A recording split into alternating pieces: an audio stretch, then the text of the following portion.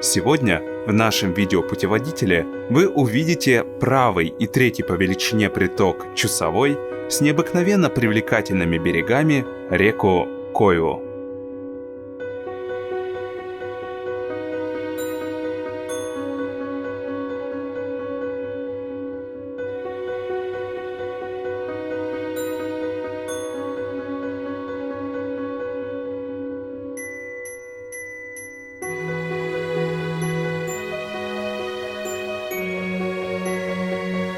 Река Койва на всем своем протяжении течет по Пермскому краю. Для старта самостоятельного сплава мы рекомендуем выбрать правый берег реки, ниже поселка Усть-Тырым. Большинство туристических фирм предлагают услуги сплава от поселка Куси-Александровский, что на 14 километров ниже по течению.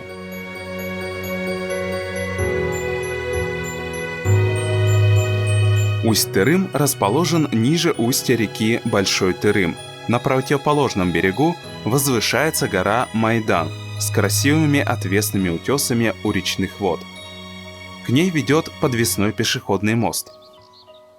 В пермских говорах Майданом называли Большую Поляну, служившую в прошлом местом гуляния молодежи.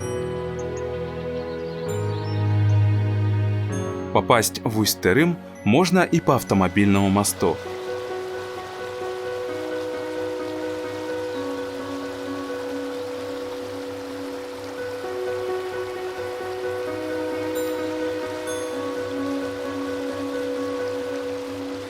Но весной его часто размывает. Как мне сказали местные жители, в этом году его и вовсе не спешили восстанавливать. Галечная насыпь за мостом также резко оборвалась, и мне пришлось возвращаться к месту начала сплава, сплошь заросшей еловым лесом Фёклиной горки, по той же дороге. Маршрут сплава можно разделить на две части: от поселка Усть-Тырым до устья реки Куси и от поселка Куси-Александровского до впадения Койвы в Чусовую.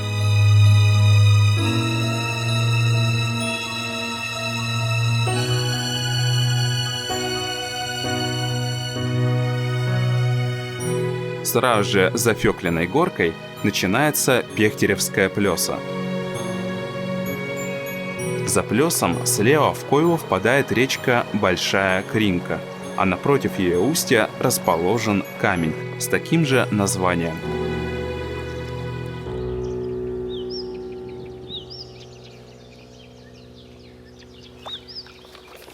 Ниже камня начинается Большой остров.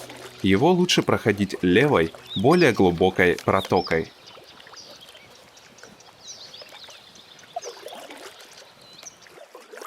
Название реки долгое время переводили как «плещущаяся вода» или «вода с брызгами». В наши дни большинство исследователей уверены в том, что в речном имени слово «кой» означает «ток токования птиц». И действительно, по сравнению с другими северными реками, Койва отличается гораздо большим количеством птиц, гнездующихся на ней в летнее время. Слева за островом впадает еле заметный приток Малая Кринка. Далее еще один большой остров. Он также проходится по левой протоке.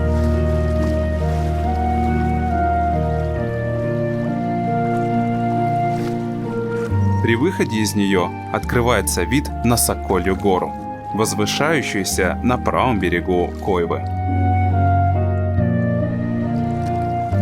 Название горы не имеет прямого отношения к птице сокол, а является красивой метафорой.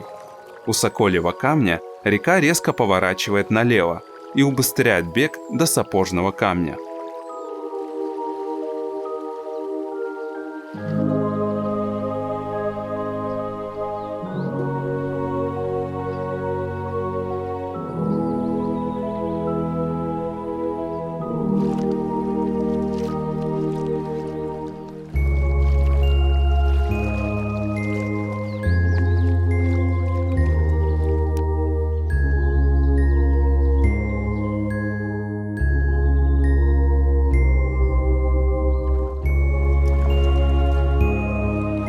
Камень представляет собой длинное невысокое скальное обнажение. заканчивающаяся отдельно стоящей скалой-останцем. Название камня унаследовано от ручья Сапожный Лог, который по форме русла в плане напоминает сапог. Ниже по течению Галичные острова, образовавшиеся в прошлом столетии при добыче алмазов методом гидравлики. Острова обходятся справа по дуге, упирающейся в основание высокого Вороновского камня.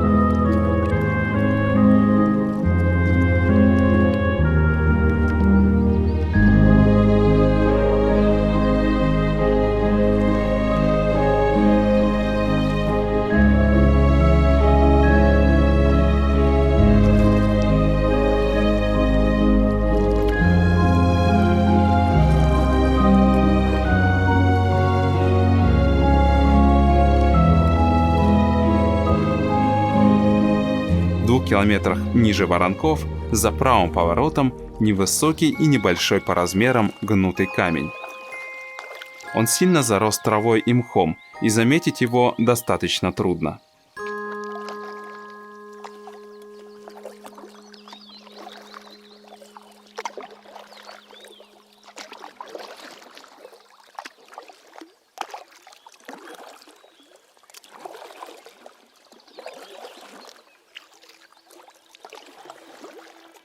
Далее, на крутом левом повороте, справа из речных вод поднимается 60-метровый береговой утес Большой Шайтан, интересный своими небольшими пещерами.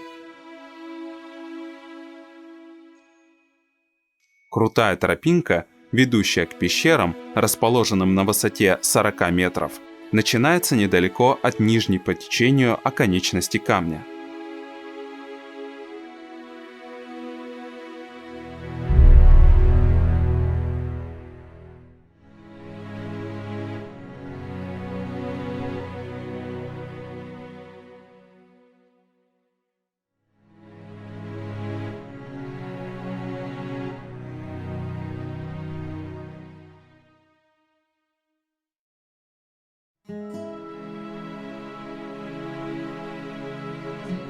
Сначала она приводит к Нижней Шайтанской пещере. Слева от входа тупиковое ответвление, а справа короткий просторный лаз.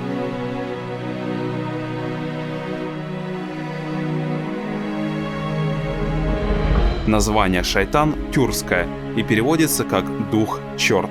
Скорее всего, в сквозных пещерах Большого Шайтана манси в далеком прошлом хранили своих идолов, приносили жертвы и подарки, что и стало причиной названия утеса.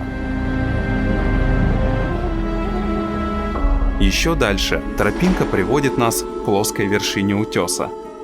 Попасть в Верхнешайтанскую пещеру намного сложнее, и я бы не рекомендовал искать вход в пещеру самостоятельно.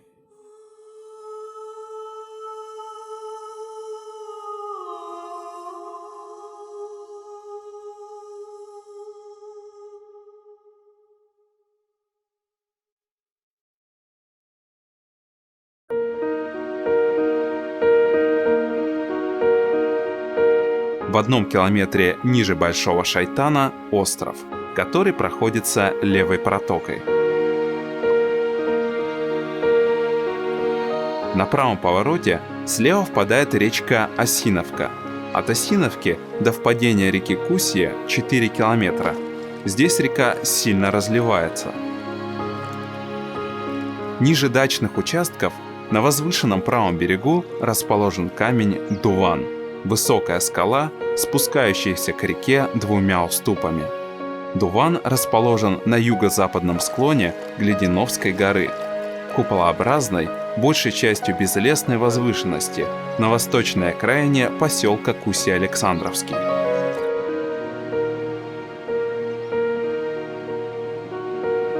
Поселок Кусья-Александровский находится в горнозаводском районе Пермского края, на реке Кове, при впадении в нее реки Кусьи. Первая часть названа по речке, вторая – по имени основателя чугуноделательного завода Александра Григорьевича Строганова. Название реки Мансийская. Кусь переводится как «служитель», «я» как «река». Перед своим впадением она шумно низвергается вниз мощным водопадом.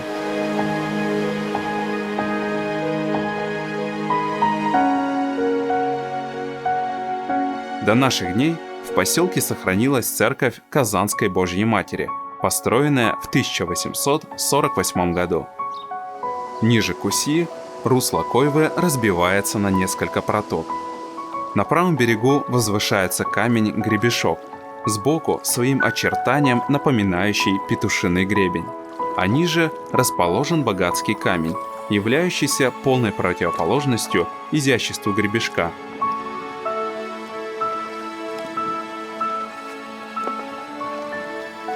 От высокого автомобильного моста начинается маршрут большинства туристических групп.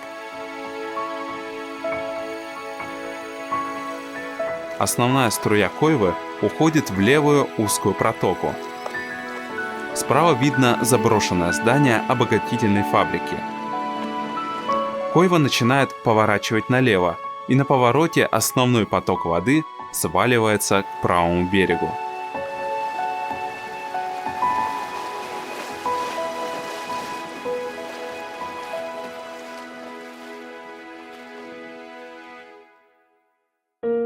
Ниже, на правом берегу, возвышается камень Малый Шайтан. Тропа, ведущая на плоскую вершину, хорошо просматривается снизу. У основания камня небольшой грот. С вершины открывается замечательная панорама поселка и реки.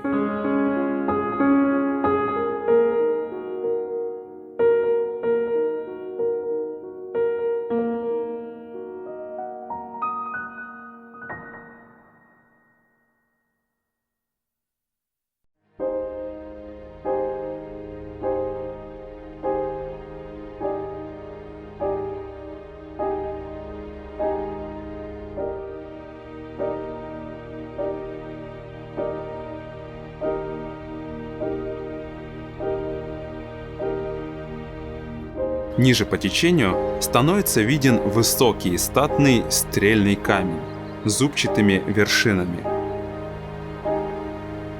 По одной из версий местных жителей, на вершине утесов белыми были расстреляны плененные красноармейцы, однако это не подтверждается историческими данными.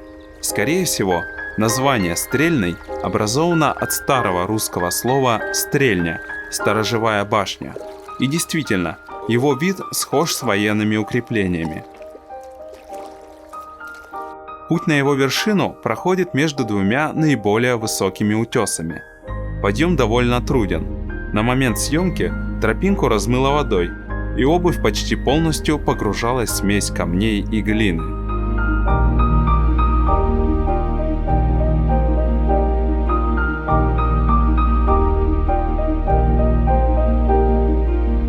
Напротив камня много полян для ночлега, которые соединены с поселком гравийной дорогой протяженностью 5 километров. Через 1,5 километра на правом берегу возвышается Рудная гора. А вскоре, за быстрым Паршинским перекатом, нужно уйти к левому берегу, где находится небольшое скальное обнажение с пещерой. Камень называют арочным или печкой. Ширина арки 4 метра, высота 5, а глубина 14 метров. Ниже по течению прямой участок, заканчивающийся крутым правым поворотом. Под толщей воды скрывается настоящая подводная жизнь.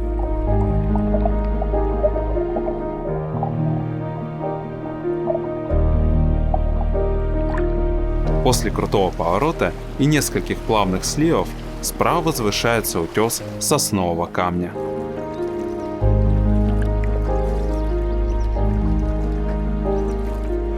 Вдалеке уже видна громада Горевого камня. Высота камня постепенно увеличивается вниз по течению и достигает 120 метров над уровнем реки. Весной, когда на деревьях нет листвы, в наиболее высокой его части чернеет входное отверстие Большой Горевской пещеры. Она интересна тем, что ее стены покрыты окаменевшими ракушками древнего моря. Река разделена на протоки не случайно. Чуть ниже Горевого камня начала свое движение вверх по реке алмазодобывающая драга, дошедшая до поселка Куси-Александровский, а затем продолжившая свой путь вверх по реке Кусье. Через 3 километра от Горевого камня на плавном левом повороте виден Родничный камень, самый высокий и мощный береговой утес в нижнем течении Койвы, состоящий из нескольких скальных гряд. У подножья находится родник, отсюда и взялось название.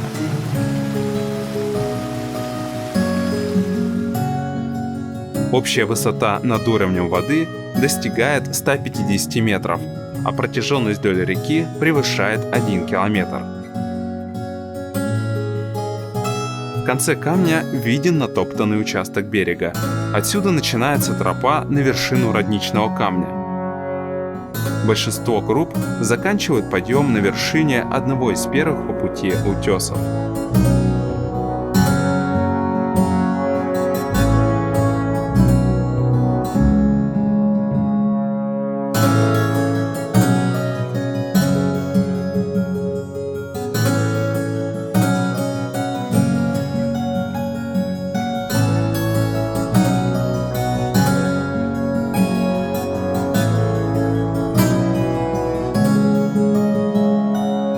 За Родничным камнем по правому берегу тянется длинная поляна Лотари. Раньше здесь находилась деревня, население которой занималось добычей железной руды. Напротив поляны, по левому берегу реки среди леса, белеют камни-гребни. А саму поляну окаймляют выходы скал под названием Востряки.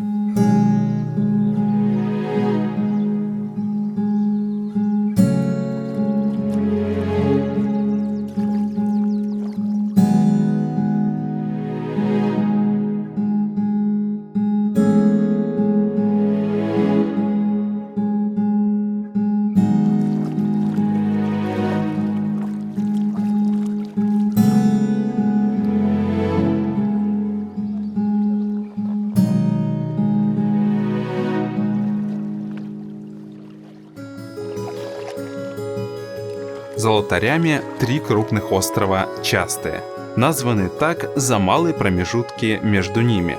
От них начинается 5-километровая долгая плеса.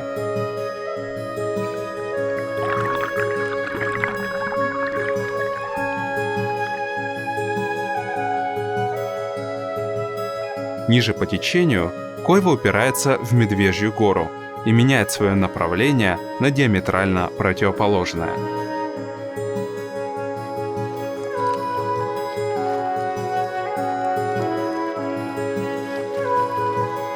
За возвышенностью слева впадает речка Медвежка с холодной вкусной водой. Это место примечательно еще тем, что здесь закончила работу вторая алмазодобывающая драга, начавшая путь от поселка Усть-Койва вверх по течению. Вскоре показалась круглая горка, обрывающаяся к реке высоким скальным уступом. Ниже начинается серия перекатов, заканчивающаяся Пужным камнем.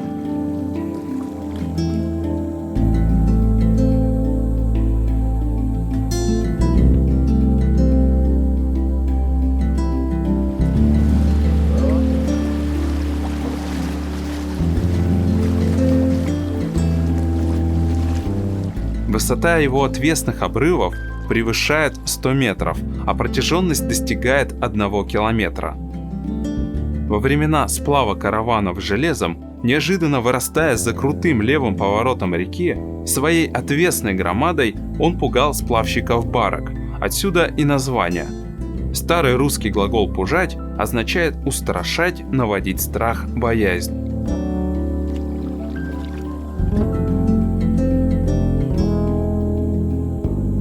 Подземная речка, вытекающая из основания, довольно быстро развернула нашу байдарку.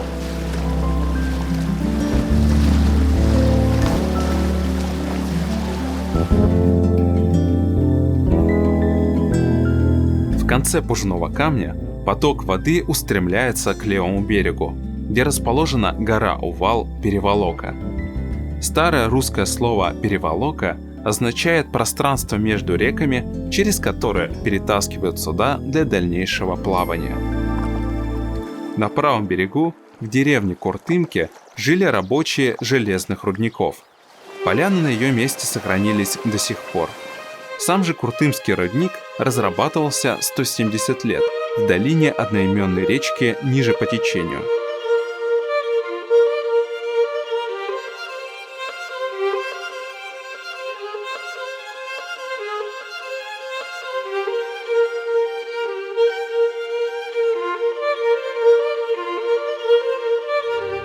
А еще ниже, по правому возвышенному берегу, тянутся Куртымские камни. Два нижних гребня именуются крейсером и косой. С реки первый гребень напоминает нос корабля, разрезающего зеленые волны леса. Второй гребень получил название по форме своего строения.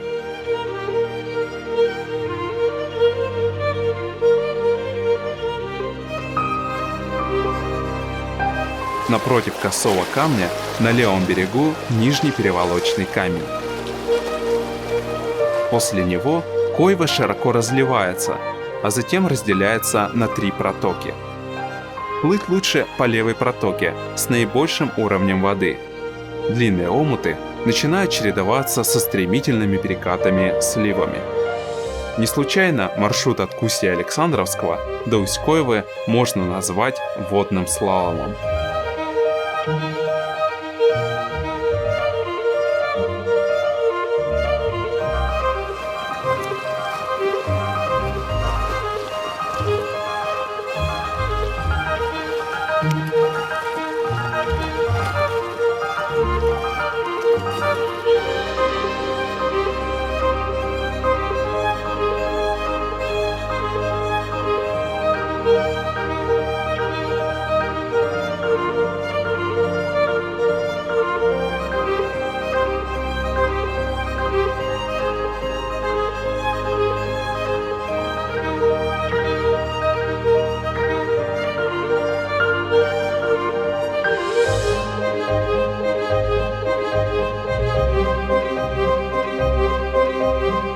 Последний береговой утес – Синий камень, расположен на левом берегу Койвы в 1 километре перед ее впадением в Чусовую.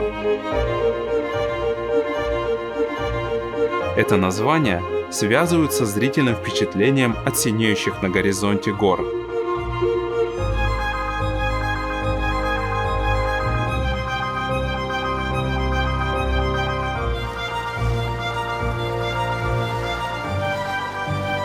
Далее на левом берегу турбазы и большой остров. Заканчивающим свой маршрут нужно свернуть в сторону левой узкой протоки. А мы продолжили свой путь по Чусовой. Но это уже совсем другая история.